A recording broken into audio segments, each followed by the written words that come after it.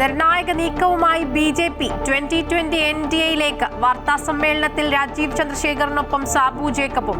നാളെ നരേന്ദ്രമോദിയുടെ സാന്നിധ്യത്തിൽ ഔദ്യോഗിക പ്രഖ്യാപനം. നിയമസഭാ തെരഞ്ഞെടുപ്പിൽ വലിയ മാറ്റമുണ്ടാകുമെന്ന് രാജീവ് ചന്ദ്രശേഖർ. 2020യെ നശിപ്പിക്കാൻ ഇടതു വലതു മുന്നണികൾ ഒന്നിച്ചുവെന്ന് സാബു ജേക്കബ്.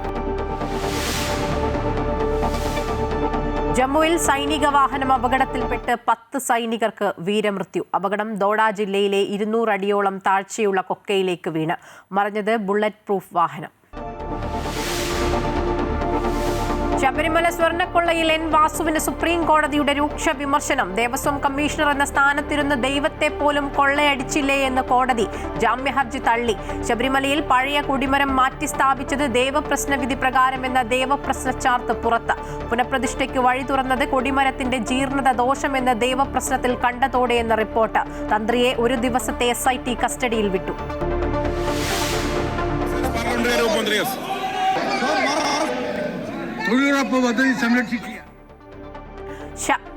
ശബരിമല സ്വർണ്ണക്കൊള്ളയിൽ പ്രതിപക്ഷ പ്രതിഷേധത്തിൽ സ്തംഭിച്ച സഭ. പോറ്റിയെ കേറ്റിയെ പാരടിയിൽ പോരുമായി ഭരണ പ്രതിപക്ഷങ്ങൾ. ദേവസ്വം മന്ത്രി രാജിവെക്കണമെന്ന പ്രതിപക്ഷ നേതാവ്. സഭാ നടപടികളുമായി സഹകരിക്കാൻ ബുദ്ധിമുട്ടെന്ന് VD സതീശൻ. നോട്ടീസ് നൽകാൻ പോലും പ്രതിപക്ഷത്തിന് ഭയമെന്ന് മന്ത്രി MB രാജേഷിന്റെ പരിഹാസം. സഭ ചൊവ്വാഴ്ചത്തേക്ക് പിരിഞ്ഞു. സഭയ്ക്ക് പുറത്ത് മാധ്യമങ്ങളെ കണ്ട് ഭരണപക്ഷ MLA മാർ. അടുത്ത 5 വർഷം പ്രതിപക്ഷത്തിരിക്കാനുള്ള റിഹേഴ്സലെന്ന് VD സതീശൻ.